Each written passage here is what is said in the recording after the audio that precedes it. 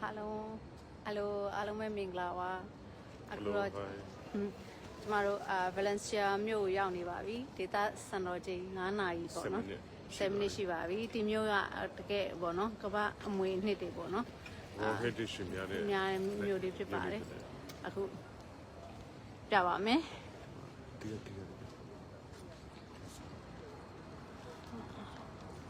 ဒါဟိုဒါတွေကတော့ဟိုလွန်ခဲ့တဲ့ Middle Age ကအဆောက်အဦတွေပေါ့နော်ဒီပေရင်ဆော်ရတော့ဒါကျွန်တော်တို့မမွေးသေးပါဘူးမမွေးတဲ့အပြင်ကိုတော်တော်ဟောင်းနှမ်းနေတဲ့ပေါ့နော်ကိုနေပေမဲ့တအားကိုသူကလက်ရတော့ကြီးကျယ်ခမ်းနားတယ်သူရဲ့ architecture တွေနော်နောက်ပြီးတော့သူရဲ့ဒီတွေးခေါ်ပုံပေါ့ဒီ artificial နော်ဒီအနုပညာပတ်သက်ပြီးတွေးခေါ်ပုံတွေတော်တော်လေးကိုအဆင်မြင့်တယ်ဆိုတော့စပင်းနေပြီးတော့အဓိကနာမည်ကြီးရဲ့ artist တွေပါပြီးရရှိတယ်ခေါ်ဒီလေမိုင်းအတိတွေရပဲမိုင်းစိတ်ပဲရှင်အဲ့ဆောက်ဝင်လေမိုင်းโอเคတော့ဒီ maintain လုပ်တာနော်တော်နှုတ်စိတ်တယ်လောက်တာမြန်မာပြည်ကအဆောက်အဦတွေလည်း maintain လုပ်ရနော်တော်တော်ဟိုနော်လူတိုင်းသူ့ရဲ့ရင်ကျမှုလေးရတယ်သူဟုတ်တယ်လားဝင်ရပူ this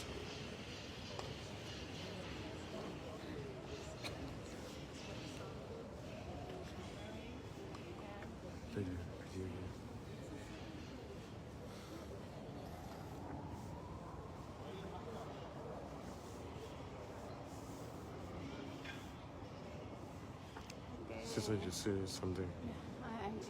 You just continue to. Okay. ဒါလေးကတော့တကယ်စိတ်ဝင်စားစရာအဆောက်အဦလေးပေါ့နော်ဒီဟာလေးကတော့ market place တော်မိုက်တယ်ပေါ့နော်ဒါနိုင်စင်ဒါတော့ EN sign page ကအကိုကြီးပေါ့နော်ကိုဆိုင်မသူလေဘာလဲဒီနေ့ကမမောနိုင်တော့ shop တော့ပင်တော့ပင်မနေဒါမဲ့တော်တော်ကိုဘုသူတရတယ်ပေါ့နော်စိတ်ဝင်စားစရာကောင်းတယ်ဂျာရီဦးကလည်းနေလို့ထိုင်လို့ကောင်းတယ်အဆင်ပြေတဲ့ဂျာရီဦးမျိုးဆိုအဆင်ပြေတယ်ပေါ့နော်ဒီလေမိုင်းနေနဲ့ channel ပြောပါ channel မချမ်း5 to 7လောက်ရှိလို့ဆိုဒီစာအုပ်လေးကိုပြမှာဖြစ်ပါတယ်ဒီစာအုပ်လေးပေါ့နော်